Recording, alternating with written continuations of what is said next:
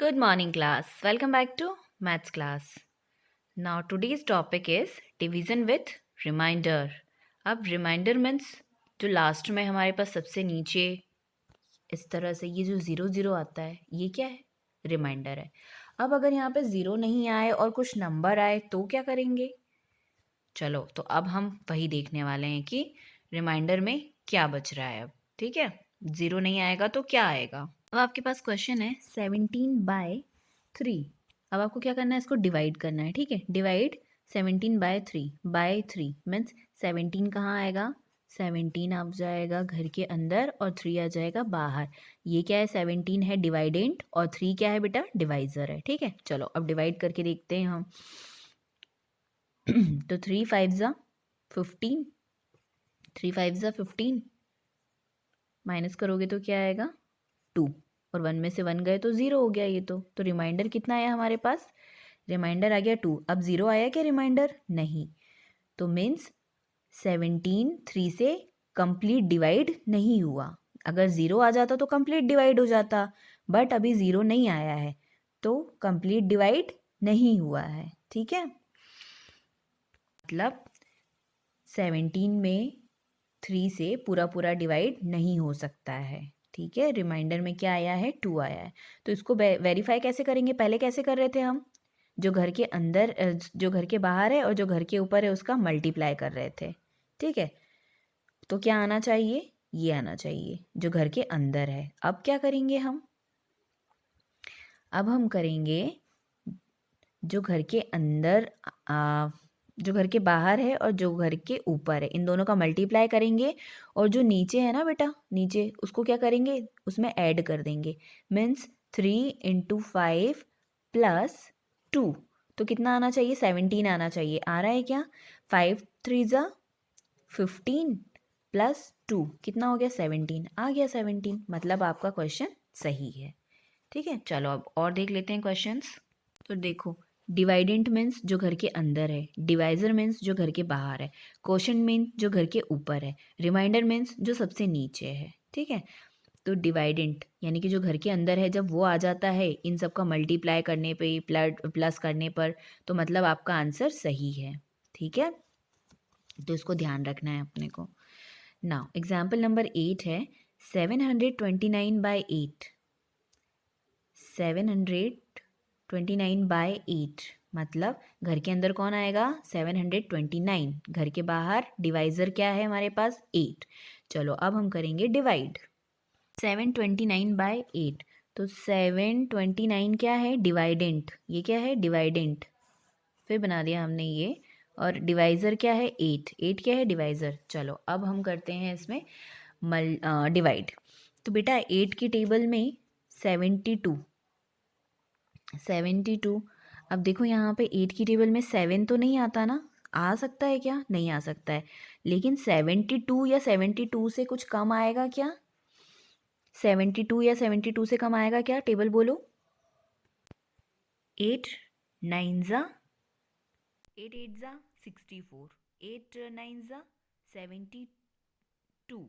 72 आ रहा है, आ रहा है. 9 ज़ा ऊपर लिखा हमने 72. अब करना है हमें माइनस, कर दो माइनस, क्या आएगा, आ गया यहाँ पे 0 0. ठीक है, फिर हमने बुला लिया है अब 9 को. तो 8 की टेबल में 9 आता है क्या, नहीं. लेकिन 9 से कुछ कम आएगा, हाँ 8 आएगा. तो 8 1 ज़ा 8, ये कर दिया हमने माइनस. अब क्या बचा, 1. तो रिमाइंडर कितना आया हमारे पास, 1. अब हमें हमारा आंसर चेक करना है कि क्या हमारा आंसर सही है क्या. तो डिवाइडेंट कितना है हमारे पास, डिवाइडेंट है हमारे पास 729. ठीक है, फॉर्मूला क्या है बेटा, इन दोनों का आपस में मल्टीप्लाई.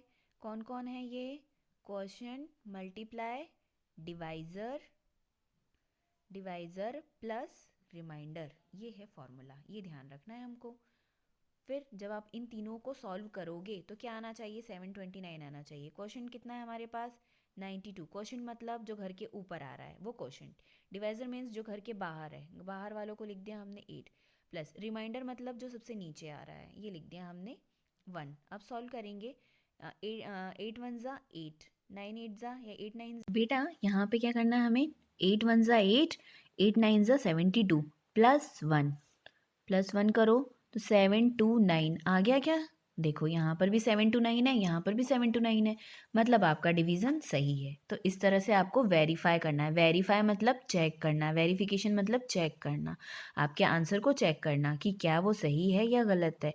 तो इस तरह से आप चेक कर सकते हो। करना क्या है, जो घर के अंदर है घर के ऊपर है दोनों का मल्टीप्लाई, और जो नीचे आया है उसको प्लस कर दो उसमें। और वो सब करने के बाद आपको ये बड़ा नंबर जिसमें आप डिवाइड कर रहे हो ना, जो डिवाइडेंट है ना आपका, वो डिवाइडेंट आना चाहिए। बस इतनी सी बात है, ठीक है।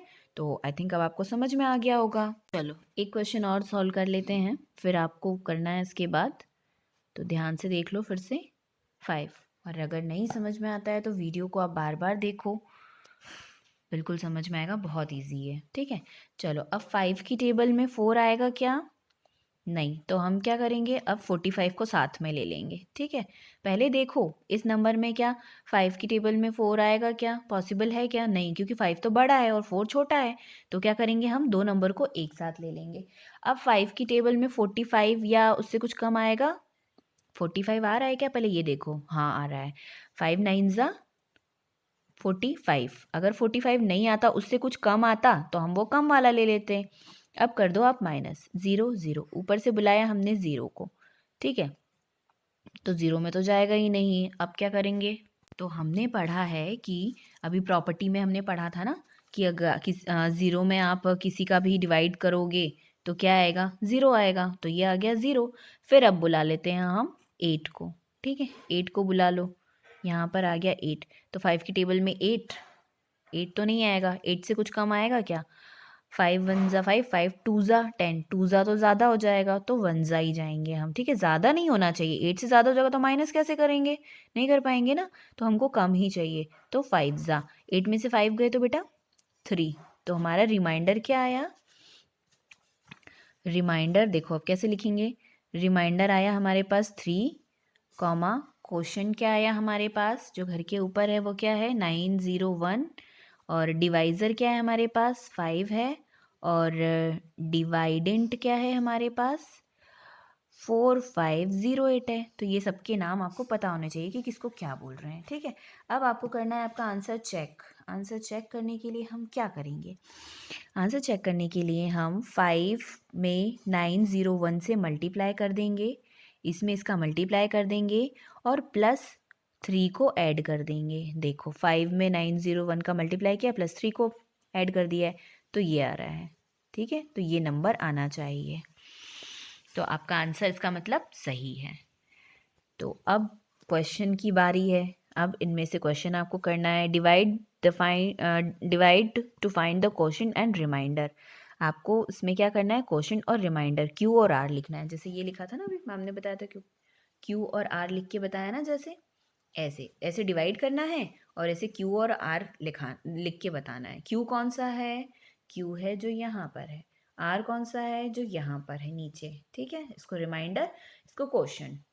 तो इसमें से क्वेश्चन करने हैं हमें, 22 क्वेश्चन है, मतलब आपको प्रैक्टिस करने की बहुत ज़रूरत है, इसलिए इतने सारे क्वेश्चंस दिए हुए हैं। तो जिन पे मैम टिक कर रही हैं ये क्वेश्चंस तो आप कर ही लेना, ओके, प्रैक्टिस कर लेना इनकी, ठीक है। और अभी भी अगर डिवाइड में प्रॉब्लम है तो वीडियो को फिर से देखो, ठीक है, तो और अच्छे से समझ में आ जाएगा। तो आप ये नोटबुक में वर्क कंप्लीट कीजिए और प्रैक्टिस कीजिए। अब हम मिलते हैं नेक्स्ट वीडियो में, okay, bye bye and take care.